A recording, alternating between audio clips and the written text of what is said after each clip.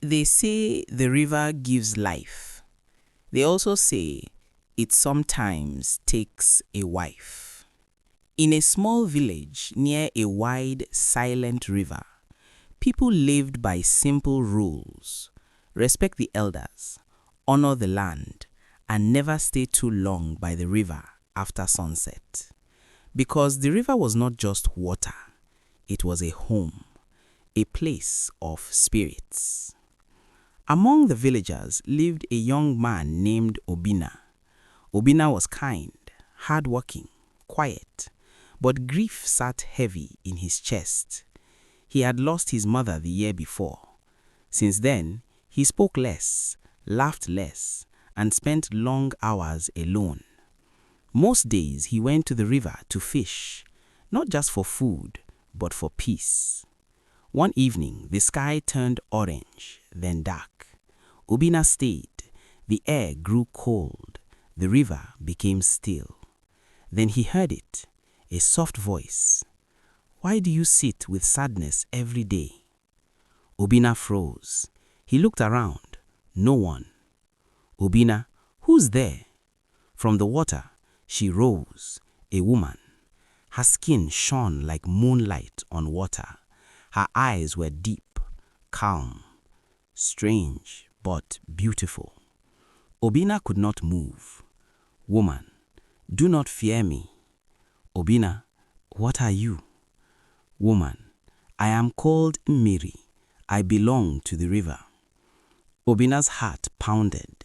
He wanted to run, but something in her voice felt warm. "Mmiri, you carry pain." Obinna's eyes filled. He had not cried in months. "Obinna, I lost my mother." Mmiri stepped closer. Water dripped from her feet, yet the ground stayed dry. "Mmiri, the river knows loss too." That night, Obinna did not run, and that was how it began. Obinna returned the next day, and the next. Mmiri appeared only when they were alone. They spoke for hours, about life, about dreams, about his mother. She listened like no one else. Obinna's sadness slowly softened. He smiled again, laughed again, but he told no one, because how do you explain loving someone who rises from water? Weeks passed. Feelings grew. One evening, Mmiri looked different, nervous. "Mmiri, Obinna, would you ever leave this village?" Obinna, "No." "Mmiri, would you leave me?" Obinna stepped closer. "Never." Mmiri's eyes trembled. "Mmiri, then marry me." Silence. The river held its breath. "Obinna, marry you?" "Mmiri, yes." "Obinna, but you are a spirit." "Mmiri, and you are the only one who sees me as more." Obinna's chest tightened. Fear, love, confusion. But his heart chose. "Obinna, I will marry you." Mmiri smiled, but deep in her eyes, a shadow flickered. Before the wedding, Mmiri spoke with unusual seriousness.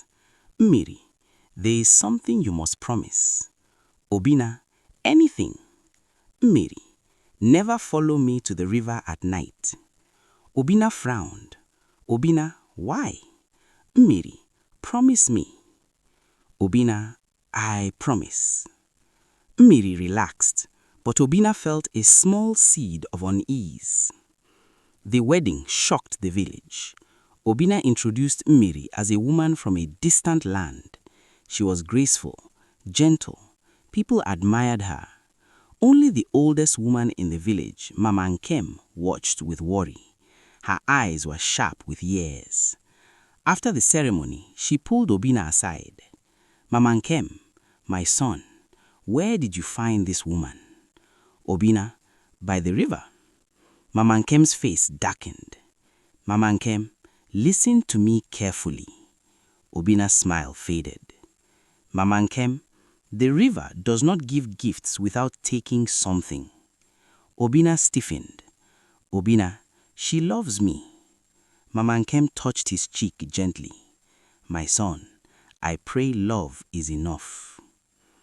Marriage life seemed happy by day, but at night, Mmiri sometimes slipped from their bed quietly. Obinna pretended to sleep, but doubt grew. One night he followed, barefoot, silent.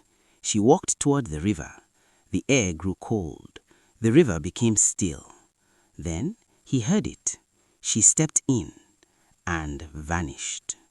Obinna's blood ran cold. The next day he confronted her. Who are you really? Mmiri froze.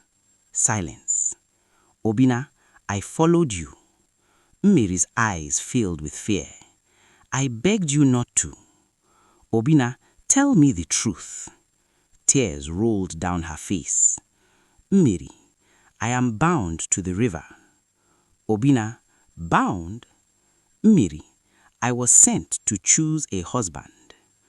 Obinna stepped back as if struck. Obinna, so I was chosen like prey? Mmiri, no, I did not expect to love you. Obinna's voice cracked. Obinna, will you take me too? Mmiri could not answer, and that silence said everything. Obinna went to Mama Nkem, desperate. Mama, what do I do? Mama Nkem held him like a child. Mama, do you love her? Obinna, yes. Mama, does she love you? Obinna, yes. Mama sighed heavily. Then this is the cruelest kind of fate. Obinna, can she stay human? Mama, every spirit has a price. Obinna, what price? Mama Nkem looked at him in her eyes, painfully. Mama, you. Silence. Obinna's world shattered. That night, Mmiri sat beside him, crying quietly. Obinna, I tried to fight it. Obinna, I know. Mmiri, I do not want to lose you. Obinna gently wiped her tears. Obinna, you already did, the day you met me. Mmiri sobbed. Mmiri, if I refuse, they will destroy me. Obinna closed his eyes, then stood. Mmiri, take me to the river. Mmiri, no. Obinna, I would rather walk beside you than wait to be dragged. Mmiri collapsed in tears, but she knew there was no escape. The moon watched. The river glowed. Mmiri held Obinna's hand. Mmiri, I am sorry. Obinna, love me wherever I go. They stepped into the water together and disappeared. By morning, only silence remained. People searched, nothing. Mama Nkem stood by the river, eyes full of knowing grief. And so, the village remembered. The river gives life, but sometimes it takes a husband. If this story touched your heart, if it gave you chills, then you already belong here. Subscribe for more African folk tales filled with mystery, emotion, and legends that refuse to die. Because some stories are not just told, they are remembered. Subscribe now. The next tale awaits.